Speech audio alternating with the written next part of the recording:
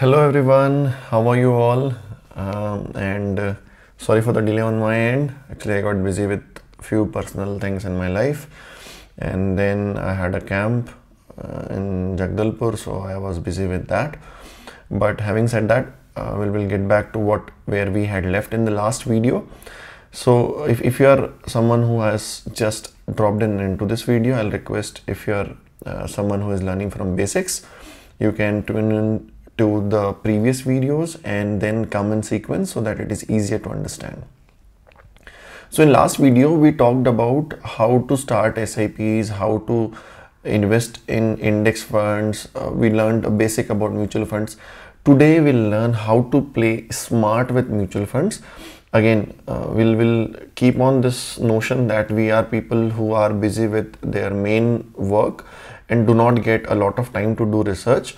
So how to play smart, and in the same time will be all the same, like will be long-term boring investors, but we'll like to play the game smart, so that if we are generating 12 to 14% returns on an average on index fund, we'll try to increase that return. How is it done, and what is the basis of the same? We'll learn that today, and we'll learn more about some nuances about the mutual funds. And there is another smart move which will come towards the end of the video, so do not skip it. We'll discuss all of it. I'll create chapters so that you can skip to the part that you like, but I'll request you all to finish the entire thing so that you don't miss out on any of it.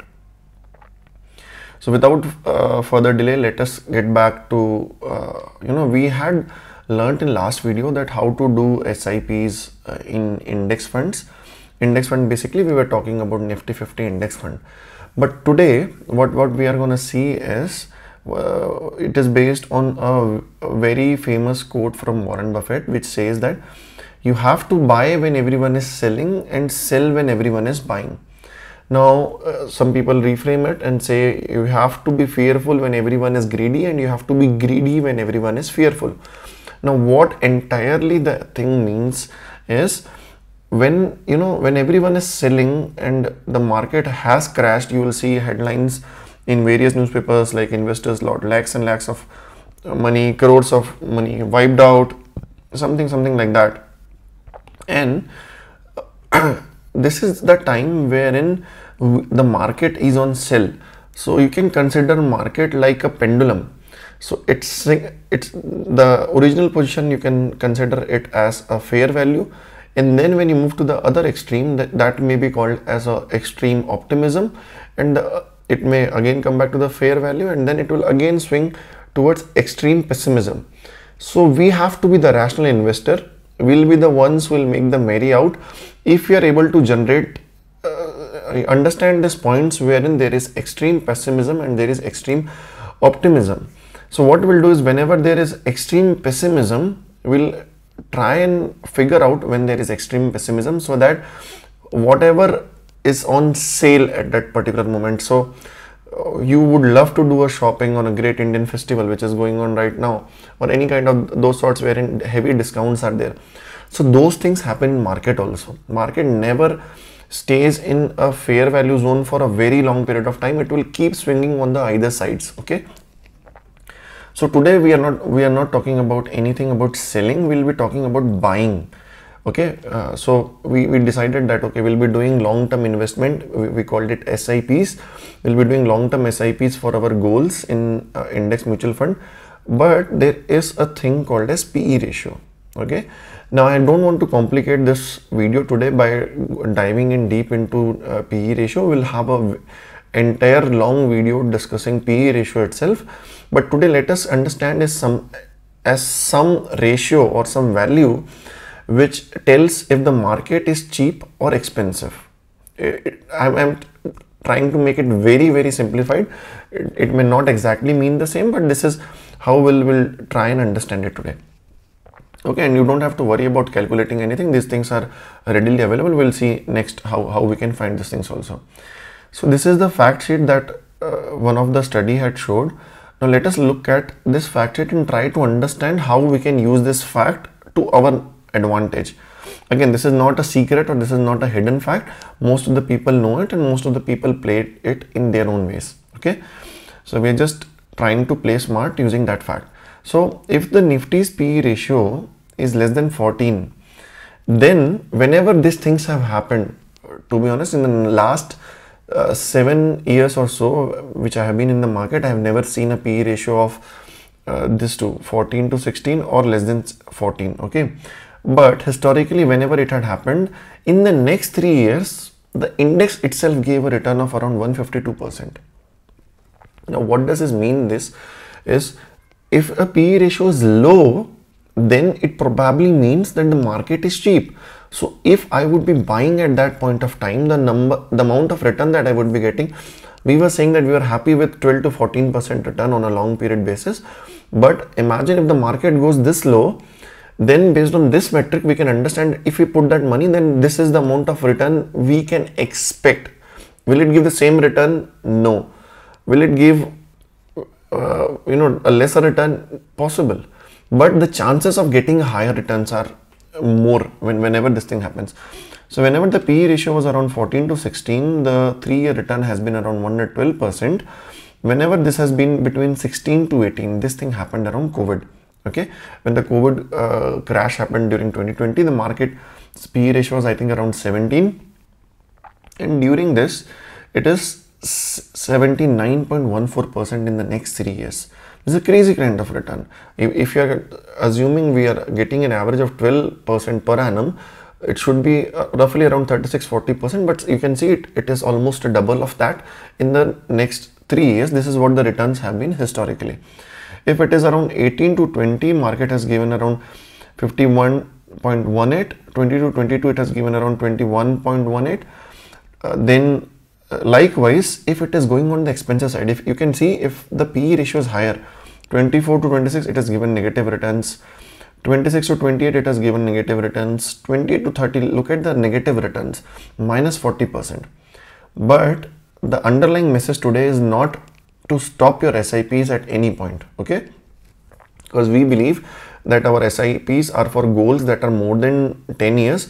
So we won't be stopping any of the SIPs, but what we'll be doing is, what I like to play it as is, whenever the PE ratio of the broader indices goes below 20, which is around 18 to 20, what I can do is either increase my SIP based on whatever extra amount that I have. I may be getting a salary, I may be keeping some money in my savings account or anywhere.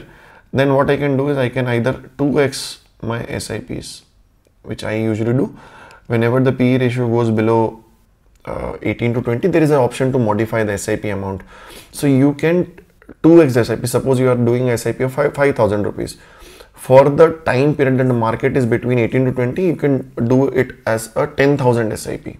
Only till it is 20. If it goes beyond that, we reduce the SIP again. If it goes in the range of 16 to 18, we can do a 3x of our SIPs. Now this is a very gross term. You can do a lump sum SIP. You can invest maybe a lakh if you are having that. That's totally your call. But just to have some kind of framework, this is a rough guide to do it. You may not do the numbers exactly.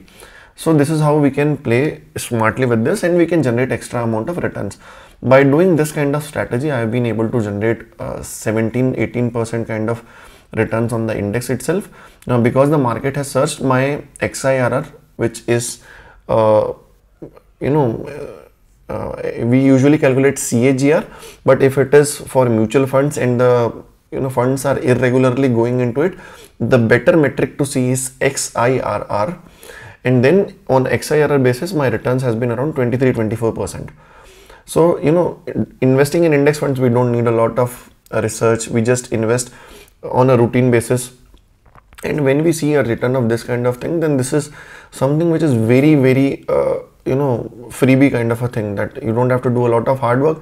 Once in a month, you have to see the PE ratio of a Nifty. If it is going towards the lower side, this is how we like to play it. I hope this is clear. If there are any doubts, you can put it in the comment box and I will be more than happy to answer.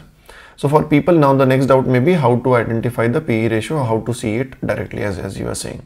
So what you can do is you can directly go into Google, type Nifty PE, NSE India PE ratio. Next thing you will see is this website coming in, which is NSE India. Okay, their PE, PB, Lots of parameters are there. You need not focus on that, but you can go into this website. Then what you need to type next is, this is how it will appear then. So you will have to enter 3 values there. One is historical index data. You will have to drop it down, and I'll show you what you have to input. Then select an index type. This you will have to enter. Select an index, and then is the timeline that you have to do. So let me fill it for you. To save the time, I have done it already. So here I have put in as PE. This is option that you have to select. Then on index type, go to equity. Select an index is Nifty 50 because we want to see the PE ratio for the Nifty 50 index. And then let us see what is it for September 1 to 29. So there is an entire list. You can scroll down when you go to the website. But for now, what I have done is, as of today, what it is, 24.34. So it has been lingering around 24 or that range. So what will we do now? So let us go back to that. Will we increase our SIPs or not? So it helps to limit our FOMO as well. So at times we'll get the FOMO that so many people are making money and I am being left out. So we see it's around higher side of 24. So it's between 24 to 26. We see it may land, if I do a lump sum now, or if I do a big chunk of payment right now in investment into the index fund, then the returns will decrease. It may not be a very good choice to do so. So what I'll do is, I'll write it here for you so that you don't get confused.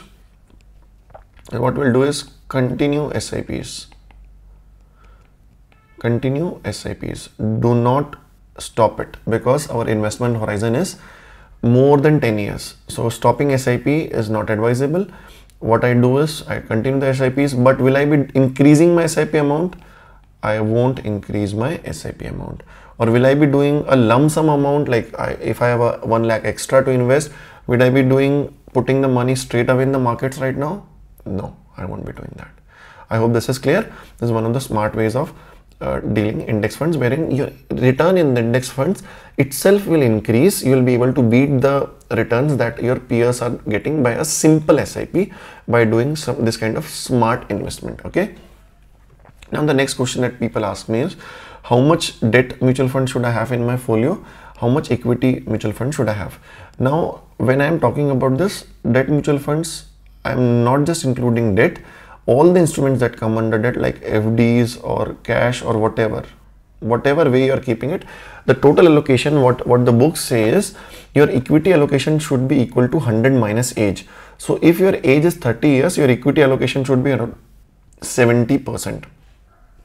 Now you say, is this a rule? No, it's not a rule. Can you keep a equity allocation to 90%? Definitely you can. Can you go 100% equity? If your risk appetite is high, you can go to 100% equity as well. But you will say, I am a defensive investor. Can I keep my debt allocation to 50 and equity to 50? It's totally your call. And this is why we say personal finance is something very, very personal to everyone. And you have to see what suits your investment strategy and how much risk can you take based on the fluctuations in the market. But this is a rough guide to how it should be. So for me, it is 90-10, and I'll discuss how I invest also in a short period of time. Now, one important thing is how to plan goals via mutual funds. Now, again, we'll get back to basics that for any investment that is less than 5 years, any money that you need in 5 years, it should not be in equity mutual funds. It should be in debt, or better is FD. You keep it in FD so that this money is something which are not subject to market volatility. For more than 5 years, let us assume a goal that is 15 years away. Okay. Now, how to plan कि कितना पैसा आज मैं डालूं, how much SIP should I do today so as to get X amount after 15 years. So I'll shift it over to the Mac screen, and what we'll do is we'll go into Google, do a SIP calculator and see how it works. So let us go here. Now this is something I have typed here. This is SIP calculator. You just have to put it on Google and then click on SIP calculator. You can use any one, it doesn't matter. The Grow one comes in on the top, so I use it. You can use any calculator. Okay, so there is an option here, SIP versus lump sum. We'll click on SIP here. Now let us put the investment to 15,000. Okay, now expected return, we say index funds give around 12 to 14%, so let us keep it to 12% only on the lower side, so that we have realistic expectations, and put the time horizon to 15 years. Now what it shows is, if I do a 15,000 SIP for a 15-year horizon and assume that I get a return of around 12%, then the investment amount is around 27 lakh and the estimated returns are around something around 48.6 lakhs, and the final corpus would be around 75.6 lakhs. Now you will come and tell me, Dr. Tanmay, I want somewhere around 1 CR after 15 years. So what I'll do is, I'll not change the return, because we can work on that, but let us be conservative in our approach while calculating. So let us try and make this 20,000. Okay, so as we make it 20,000, so 20,000, if we are able to put every month SIP and expect a return of around 12% for a time period of around 15 years, then our invested amount is 36 lakh, estimated returns are around 64 lakhs, and then the final corpus turns around 1 CR. So for anyone who wants 1 CR, this is the approach. How we can tweak it? You can change the returns also. How we can do it? By smart investing.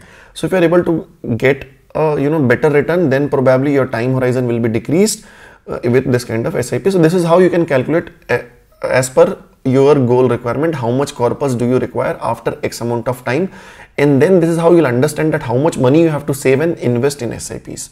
I hope this is clear to all of you. And having said this, let us get back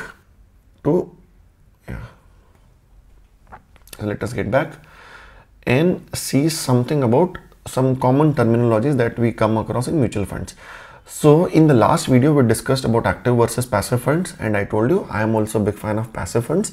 I have put a large chunk of my money in passive funds. So if you have not watched the previous video, please pause it now, watch the previous video, and then come back here.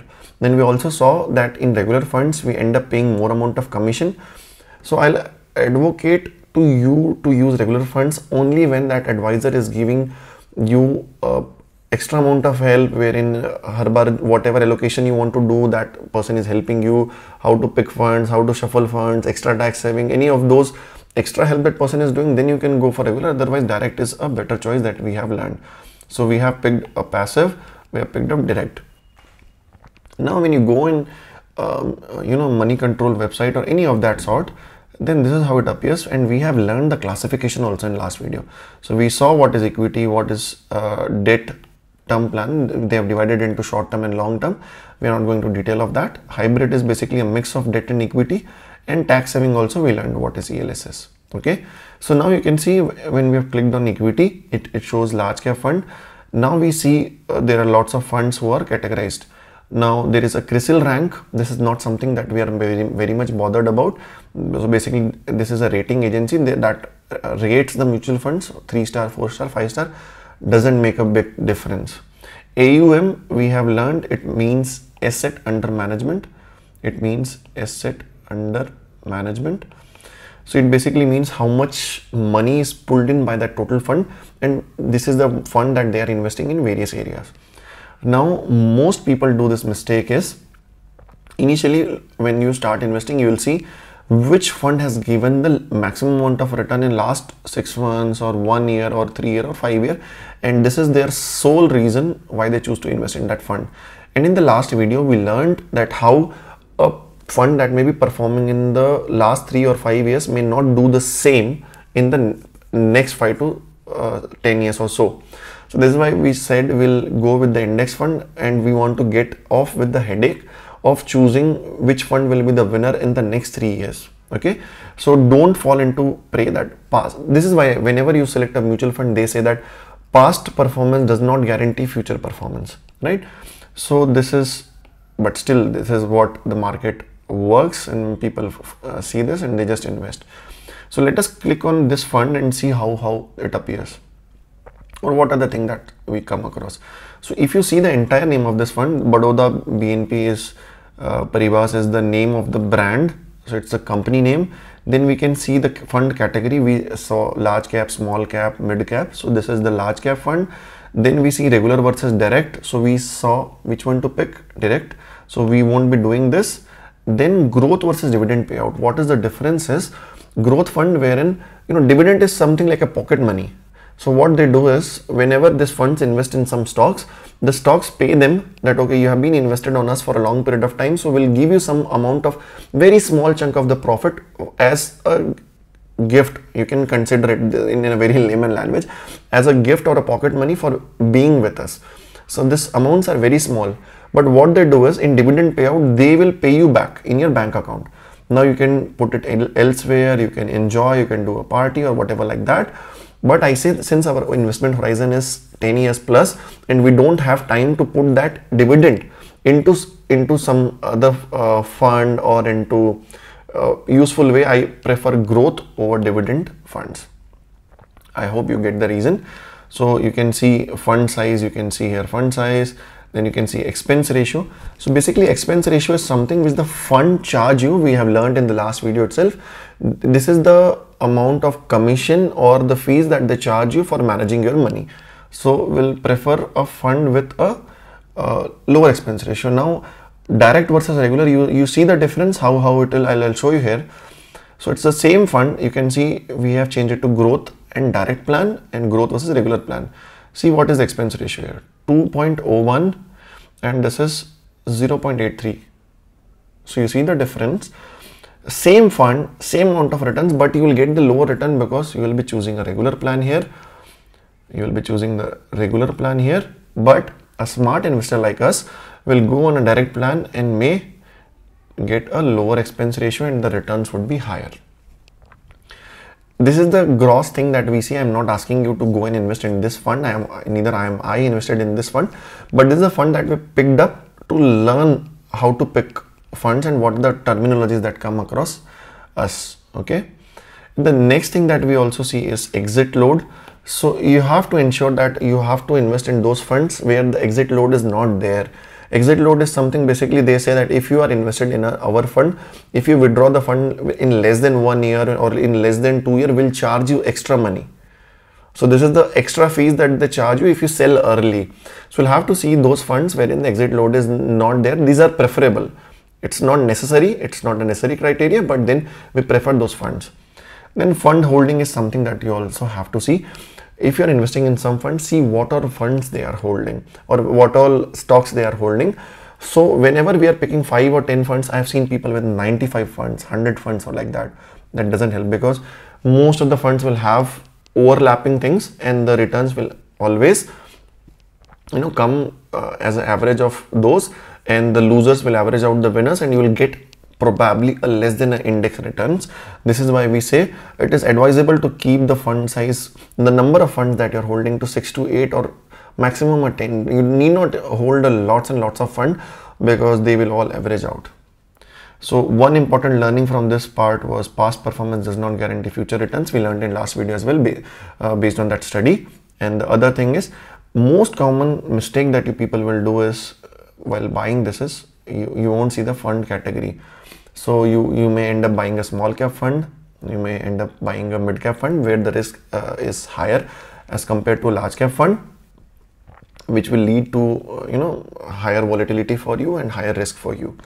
And the other thing is, most people may end up buying sectoral funds. So sectoral funds, I'll give you a brief example here.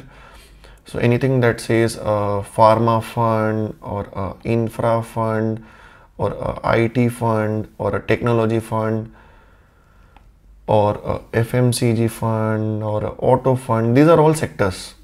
So sectoral funds are even higher risk as compared to as compared to a small cap or a mid cap fund. Do we not invest in sectoral funds? No, it's not like that. But I also invest in sectoral funds, but they need timing, when to enter, when to exit based on the market cycles. So if you want to learn how to invest in sectoral funds or how I invest in sectoral funds, then you can drop in a comment. We'll cover it in the upcoming videos. Now, how do I construct my portfolio? So this is how my portfolio division is. Equities to debt allocation is somewhere around 90s to 10. So I have major proportion of mine in equity and only 10% of mine is in debt. You can choose I'm not saying you please choose 90:10 allocation. You can choose whatever suits your risk profile. You can go for a 50-50 also, you can go for a 100-0 also, whatever suits you, please do that. And there is another method wherein we do asset allocation based on this equities to debt allocation. If you want to learn that, how to change your allocation based on the market cycles, based on equities to debt allocation, you can comment down below and we can discuss it in the upcoming videos. But having said this, what are the funds that I have? So as I discussed in the previous video also, I am more of a passive fund investor, and wherein on equity side, the funds that I hold, the major allocation is in Nifty 50 index fund, where the major goals of my life are basically decided based on that. So Nifty 50 fund is something where I do a regular SIP in. It's a large cap fund. Then I have something called as Nifty Next 50. We learned in the previous videos that it is rank 51 to 100 kind of stocks. This is basically Nifty 50 is the top 50 and these are the next 50 stocks. So this also I get in my folio, and the allocation to SIPs is smaller, and I invest more in this based on the market scenario. So whenever market crashes, as I said, based on the PE ratio of the Nifty I see, and whenever the market crashes, this Nifty Next 50 crashes more. And whenever market goes up, again, this is not a rule, but this happens on a long period of time. The alpha, the term that we use is alpha. It's the difference between Nifty and this return. So alpha is created here, wherein when the market goes on upswing, this swings more on the upside also, and it goes lower on the whenever market crashes, it goes lower than Nifty as well. So what I do is whenever the market crashes, I invest some lump sum in this, and over a long period, this has given around 15 to 17% kind of returns. So you can go for a SIP for a 10-year horizon. All of these investments for me are more than 10-year horizon, but this is how I play smart with Nifty Next 50 fund as well. I have a HDFC small cap fund in my portfolio. Why? Because I like the fund, they're good. You can choose any small cap fund, to be honest. Someone may come and say, is Quant good? You can go for a Quant also. Quant has been doing good. Whichever fund you like, whichever fund manager you like or their ideology you like, you can pick that thing. And the other is I talked about in last video about Flexi Cap Fund, wherein they have some international exposure also. So for this, I have a Parag Parikh Flexi Cap Fund. For those people who like to learn more about sectors, Parag Parikh is a pure value fund. Again, this is not a sponsored video, but I like their ideology and I keep checking their YouTube videos also because they are very informative. So you can check out their channel also. On the debt side, so debt is basically for parking my funds whenever I have extra capital or something which I need in the next 5 years. I usually park it in this particular area. The liquid funds I use are Axis. I also use UTI liquid fund also. So these two are the liquid funds that I use. Usually the beauty of liquid funds is whenever you place a redeem order, you get it around in a day. The money gets credited into your account. The other thing that I recently took exposure, I haven't updated it in the Twitter or something, but I did post it about it in our WhatsApp group. So this is a gilt fund. Again, for people who don't know this, don't venture into this, but people who want to know more about this can comment down below. We can cover debt funds separately as an entire topic. Then ELSS fund, we talked about this. Then I have Motilal Oswal ELSS tax saver and Bandhan ELSS tax saver. I have been lucky while picking this. Both of them have given more than 25% XIRR for me for the last almost 6 years or so. So this has been good. Probably I will not be venturing into this fund category more because of the new taxation changes that have come in, and it makes it less attractive for me for the upcoming period. The other categories are where I have some kind of holding is arbitrage funds. Again, if you want a video on this, we can discuss. Don't want to complicate this. I want to keep it simple for people who are starting. And I have some sectoral funds also. So this entire choice of the mix that I have kept in others is based on the taxation on mutual funds. I have discussed ELSS tax saving loop also in the basics video. So if you haven't watched this, you can probably look at it. So it is basically using the 3-year lock-in period that is there as as a guiding principle, and then we don't invest after 3 years and we just keep on redeeming the capital that we had invested earlier. If you have any doubts on this, you can also let me know. I'll explain. So this was one of the tax saving loops wherein I had invested around 4.5 lakh for the first 3 years, and since then I have been recycling that money itself and saving 1.5 lakh every year on the ATC, right? Old versus new tax regime. You can I'll probably rotate this one, or you can just click a video of this one. I won't rotate it. Yeah. So the thing is, if you are someone who wants to invest based on tax regimes, this is something I came across on Twitter. Again, you can please consult your CA or financial advisor before taking a call on which is better for you. I'm just saying based on deductions and taxable income. So this is what made my choice towards ELSS less attractive now, because for me the newer regime is better, and we can have a detailed video on this as well later. So for anyone who is investing into newer regime, ELSS doesn't make a lot of sense, because this investable things are not attractive and they don't get any additional benefit in the newer regime. Now, someone had posted in the last video about index funds versus ETFs, and I just brushed off the earlier topics a little fast. If you have any doubts on those, you can please check the previous videos, or you can drop in a comment and I'll cover it separately. So this is something which someone had asked me last time. Sir, you talked about investing in index, which is basically a Nifty 50 or any of the index that you want to replicate. So someone asked, is going via mutual fund route better approach or via ETF? So let me tell you, both do the same work. The principle is same, that what they do is based on the constitution of Nifty, they will invest that particular, say Reliance is the topmost, then the Reliance will get the topmost, then HDFC, or based on their rankings or a market capitalization, they will invest the entire chunk in that and try to replicate what the returns our Nifty is trying to generate.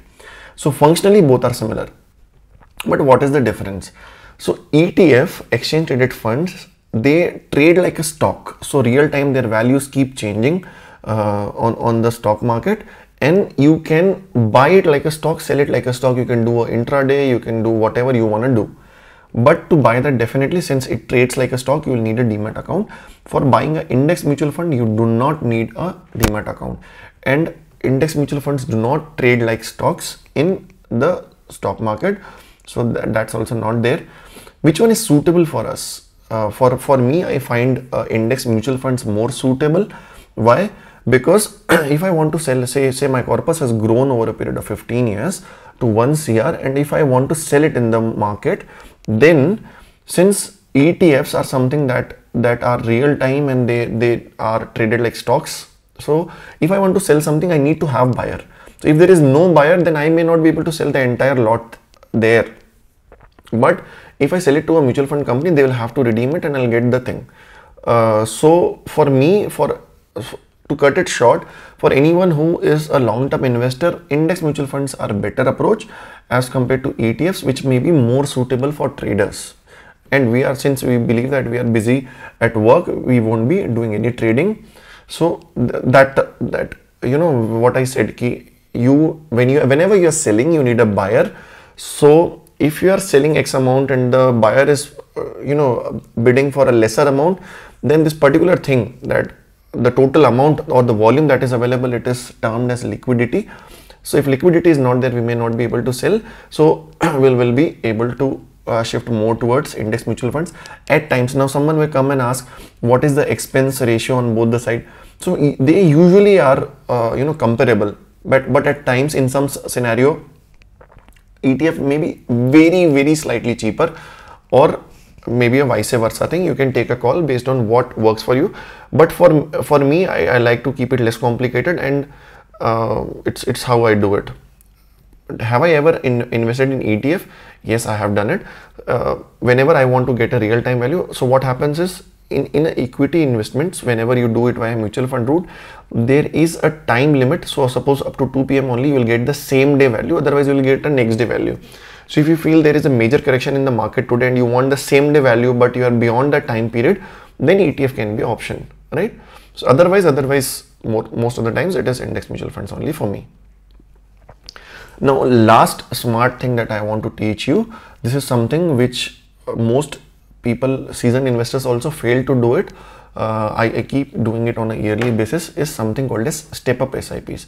Now, what the step up means is, suppose I am putting a 10,000 rupees SIP per month.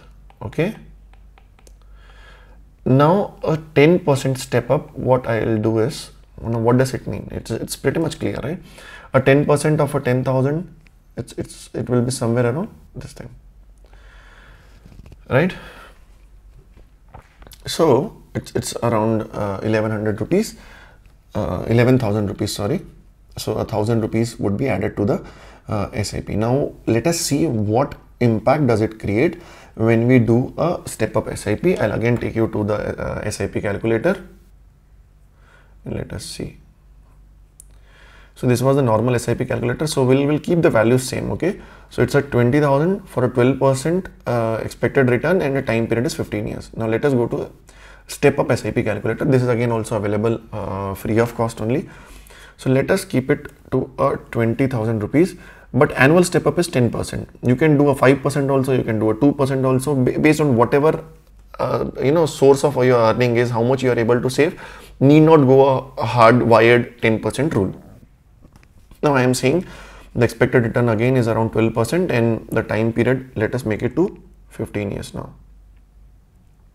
Okay, let us make it to 15 years. So let us see what is the corpus now.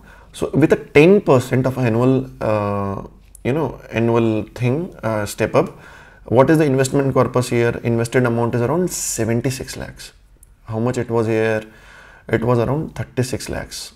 Can you see the difference? It is 15 years. Same 12% or 20,000 SIP. Now this 36 lakh here has become around 76 lakh, but the estimated returns are around 97 lakhs, which was here around 64 lakhs. In the final corpus is around 1 CR here, and it becomes 1.7 CR here. So annual 10% SIP step up is a smart move, and it can help us to generate a higher amount of returns, because a 10% or a 5% or whatever step up you may be able to do is still better than a normal SIP. So this is the underlying message here. So if you are able to do a step up SIP, please prefer to do a step up SIP. Now you may not realize a minor change of a 10% in your savings, but the overall long-term result may be a very, very good thing for you. Now with this, we'll like to conclude today's video. I hope you liked it. If you liked it, then please do consider sharing it with your friends, fellow doctors, so that they can benefit out of this. I tried to cover this entire session today in English because of the request from the viewers. So if you want to keep it in Hindi or English or mix, you can comment down below. We'll keep it that way in the next video. And also, if you are enjoying this, do share your feedback, whatever, be it good, be it bad. If you want something to be changed, I usually make long videos because I can't spend, I'm not there to milk the videos. I want to cover the topics for you, and I usually don't get lots of time to shoot the videos also, so I try and cover it at a stretch. In the upcoming videos, we'll try and cover health insurance, which is one of the most important prerequisites that we learned that we should have before starting investing journey. So by now we have covered the basics of personal finance. Then we started with mutual funds basics, then we saw how to go smart with mutual funds. Now if you want to go deep dive into mutual funds, wherein you want to learn dedicated about debt mutual funds, how to use it. So I'll give you an example. I had used liquid funds to park my extra capital before I had an Italy trip. So what happened was, I had my exams, so I could not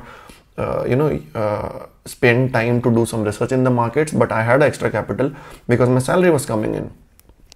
So I parked that amount in liquid funds, and then I generated some amount of returns on it, which helped me to cover the expenses of stay during my Italy trip. So I hope that makes you understand that how smart parking of funds also help at times. Now, if you want to me to cover sectoral funds, you can type in comment box. Now we can have a dedicated short video on how FDs, oversight debt funds, which one to choose, right? How much to allocate, and what are the tax implications of mutual funds. We'll cover in a separate video if you ask for it. Otherwise, I'll skip that part. And then we can cover a bit on credit cards. We can then cover also on the life insurance part, which is a term insurance plan. And then we go on stock picking as we mature into a smart investor. So I hope you liked it.